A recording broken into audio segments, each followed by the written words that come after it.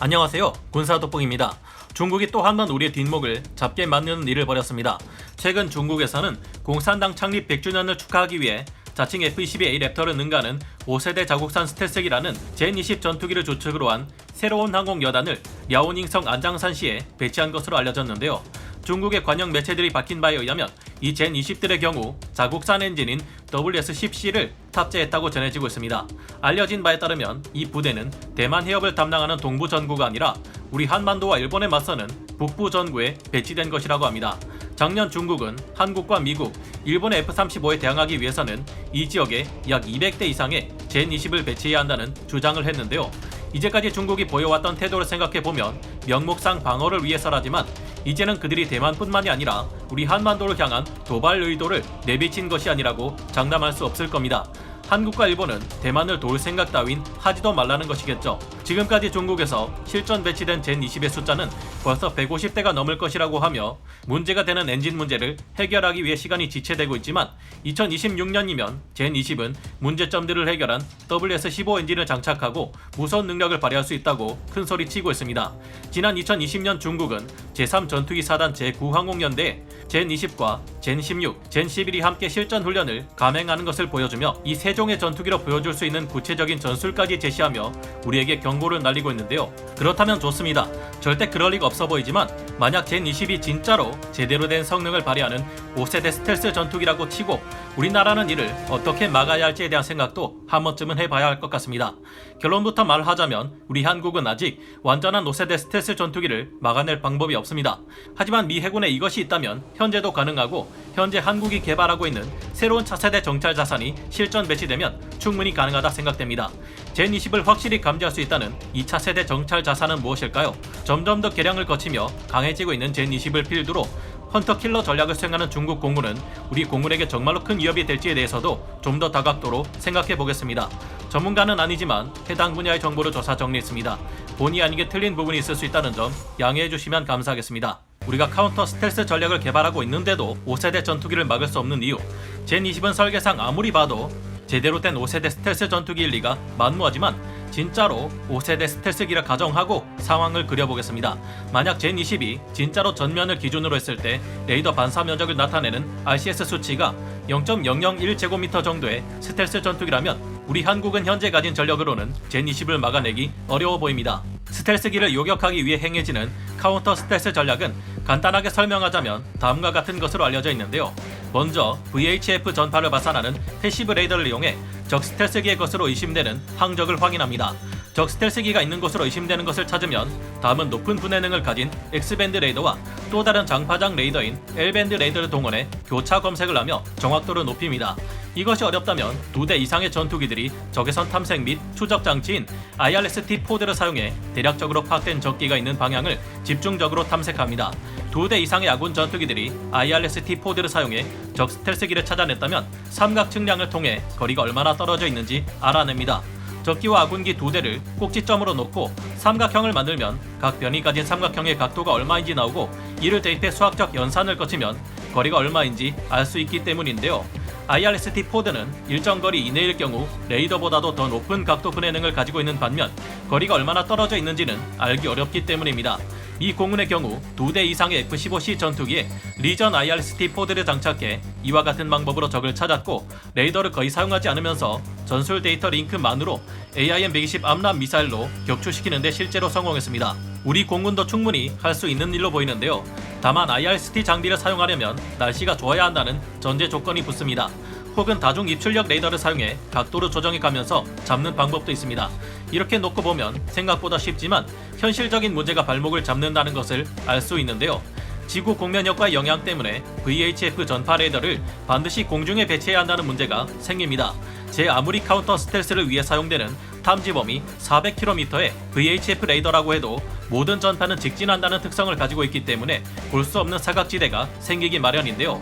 고도 1km의 산지에 강력한 VHF 레이더를 설치한다고 해도 겨우 113km를 넘어가는 순간 저고도에 조금씩 볼 수 없는 사각지대가 생겨나고 거리가 멀어질수록 이 사각지대는 점점 더 커진다는 것을 알 수 있습니다.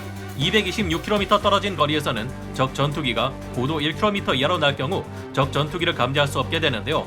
많은 대함 미사일들이 수면에 바짝 붙어 낮은 고도로 시스키밍을 하며 날아오는 것도 이 점을 공략하기 위해서로 알려져 있습니다. 초지평선 레이더 OTH는 이런 현상을 극복하기 위해서 나온 레이더였죠. 원래 직진하는 전파를 쏘는 일반 레이더와 달리 초지평선 레이더 OTH는 저주파 회전을 이용해 지구 공면 효과를 극복하고 적국의 ICBM을 감시할 수 있었습니다. 하지만 출력이 무려 10MW나 되는 탓에 광범위한 지역의 통신 장애를 일으킨다는 문제점과 높이 150m에 세로폭 90m, 가로폭 900m에 달할 정도로 너무 거대해서 이를 활용하는 것은 쉬운 일이 아닙니다. 그렇다면 지구 공면 효과로 발생하는 사각지대 없이 VHF 전파 레이더를 이용하기 위해서는 이를 공중에 배치하는 수밖에 없는데요. 문제는 아무리 큰 조기경보 통제기라 해도 이렇게 거대한 데다가 나는데도 상당히 많은 지장을 주는 VHF 전파 레이더를 탑재하고 하늘을 날 수는 없습니다. 이런 레이더를 달고 하늘을 날 수 있으려면 그야말로 항공 역학이 신의 영역까지 도달하지 않는 이상 불가능할 것을 어렵지 않게 예상할 수 있습니다. 한국의 카운터 스텔스를 완벽하게 만들어줄 차세대 정찰 자산들, 우리 공군의 2737 조기경보 통제기는 장파장 레이더인 L밴드를 사용하는데 이를 이용해도 스텔스 전투기를 찾을 수 있지 않을까 생각할 수 있지만 이것만으로 가능했다면 중국과 러시아가 보유하고 있는 조기경보 통제기들로 이미 옛날의 스텔스기 따윈 그냥 탐지할 수 있다는 말이 나왔을 겁니다. 이제 와서 러시아나 중국 등의 국가에서 카운터 스텔스 전략을 위해 수십 년 전 구시대의 유물이라며 내다버린 VHF 레이더를 다시 가지고 나오는 데는 그만한 이유가 분명 있을 것으로 봐야 할 듯한데요. 즉 2737 피사이로는 제대로 된 적 스텔스기를 탐지할 수 없으며 L밴드 레이더의 경우 크고 발산하는 전파의 출력도 강하기에 오히려 적 스텔스기들이 이를 피해갈 수 있는 범위와 고도를 쉽게 계산해낼 수 있을 것으로 보입니다.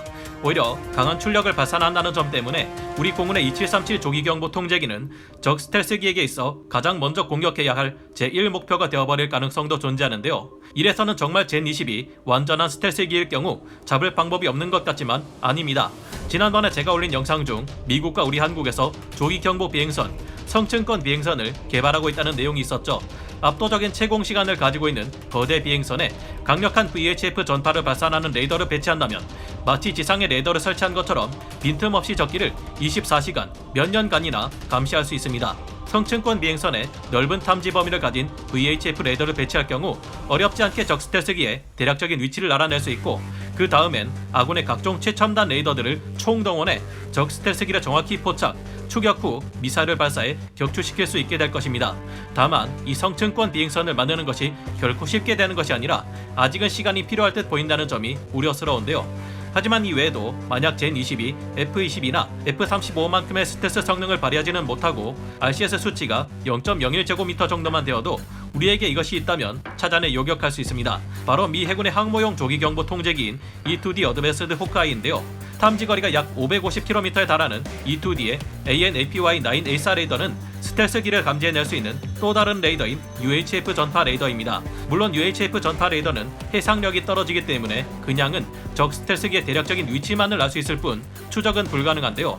하지만 미 해군은 E-2D 조기경보 통제기가 가진 AN/APY-9A4 레이더에 떨어지는 해상력을 최신 디지털 컴퓨팅 파워와 더욱 진보된 스캔 능력으로 보완하는 데 성공했습니다. AN/APY-9 레이더는 세 가지 모드 중 인핸스드 트래킹 섹터 모드를 사용할 경우 에로 등급인 RCS 0.01제곱미터 수준의 스텔스기 정도는 탐지할 수 있다고 합니다.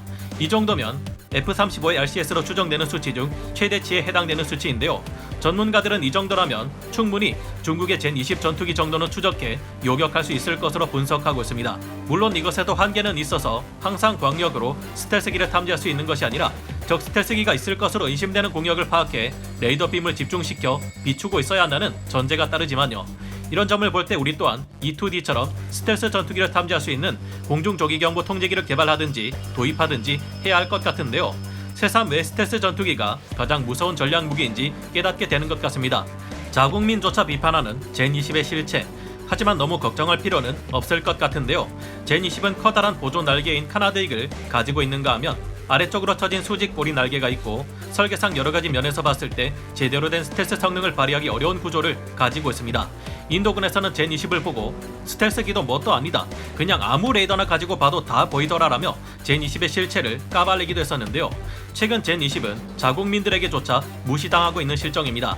한 군사 전문가에 의해 중국이 자신있게 최강의 스텔스기라고 주장하는 젠20에 의존하다가는 미래전에서 제공권 확보는 절대 불가능할 것이라는 분석이 최근 나왔습니다. 해외 언론인 비즈니스 인사이더가 사우스 차이나 모닝포스트를 인용해 현지 시각 9월 21일 보도한 바에 따르면 아직도 젠20은 가장 중요한 약점으로 지적되어 온 엔진의 문제를 해결하지 못했다고 합니다. 현재 실전 배치된 기체의 상당수가 여전히 러시아제 엔진에 의존하고 있는데 이 엔진은 라이벌의 F-20이나 F-35 엔진과 비교하면 그야말로 하찮은 수준에 지나지 않는다. 젠20은 미국의 F-22에 비해 절대 열세일 수밖에 없다고 평가했는데요. 이외 중국 공군이 보지 못하고 있는 또 다른 중요한 문제점에 대해서도 지적했습니다. 중국의 군사 전문가 저우 천밍 또한 자국의 공군 전력을 비판했는데요. 전략 공군으로 도약하려면 많은 종류의 다양한 항공기가 필요하며 그 중에서도 특히 수송기와 폭격기 등의 지원 전력이 필수인데 중국은 이런 전력이 부족하다. 젠20만으로는 공세 제공 능력을 달성하지 못할 것이다라며 따끔한 지적을 날리기도 했습니다. 젠20의 앞부분은 F-22A 랩터를 닮았으며 각종 센서를 모두 내부로 감췄음은 물론 무장까지 내부 무장창 안에 전부 집어넣었지만 그래도 스텔스기라고 보기엔 아리송한 구석이 너무 많은데요. 상대가 러시아의 수호이 57 펠론이라면 몰라도 젠20이라면 우리 공군의 전투기들로 충분히 요격이 가능할 것이라 봅니다. 젠20이 스텔스기가 아니라면 강력한 엔진이라도 갖춰야 더 높은 고도와 유리한 위치를 점해 싸울 수 있는데 지금 상태를 보면 우리 공군의 4.5세대 전투기들이 더 높은 고도와 유리한 위치를 차지해 싸우는 것에 문제가 없을 듯하네요. 그래도 잘 날아다니고 미사일 발사도 가능한 데다 초장거리 공대공 미사일까지 중국이 개발하고 있다는 점을 보면 함부로 이들의 수적 우세를 얕봐서는 안 될 것 같다는 생각이 듭니다. 중국이 젠20이 계속해서 성능상의 문제를 일으키다가 결국 실전에 사용 못하고 사실상 폐기 처분된다는 소식이 나오면 참 통쾌할 것 같은데요. 반면 우리 공군의 F-15K는 전자전 공격기로도 업그레이드되고 F-35와 우리가 개발한 국산 전투기 KF-11은 부디 잘 개발되어 중국 공군기들이 한반도를 넘볼 수 없게 만들어줬으면 하는 바람을 가져봅니다. 오늘 군사 돋보기 여기서 마치고요. 다음 시간에 다시 돌아오겠습니다. 감사합니다. 영상을 재밌게 보셨다면 구독, 좋아요, 알림 설정 부탁드리겠습니다.